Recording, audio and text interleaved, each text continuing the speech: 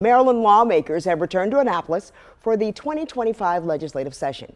WMER2 News' Jeff Morgan has you covered with the topic every lawmaker is talking about this year, and that is the budget. It's all anyone's talking about in Annapolis, Maryland's $3 billion budget shortfall and how Governor Wes Moore and state lawmakers will balance it. The governor announced he has a plan to make $2 billion in cuts, but didn't provide details.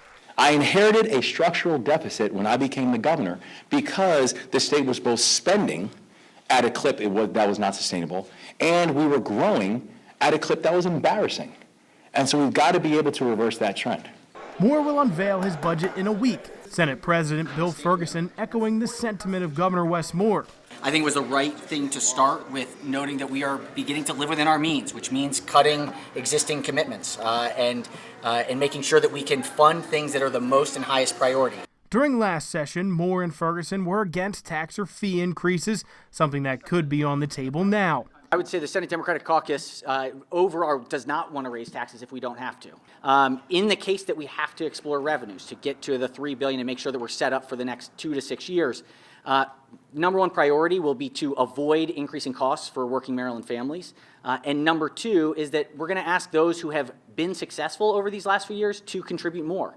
Though Governor Wes Moore says he maintains a high bar for increases.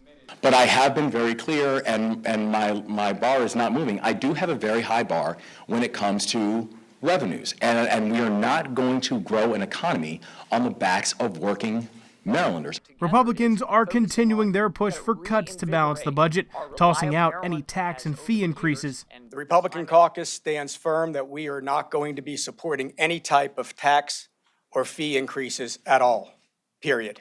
Senate President Bill Ferguson said it'll be tough for anything that costs money to get across during this session.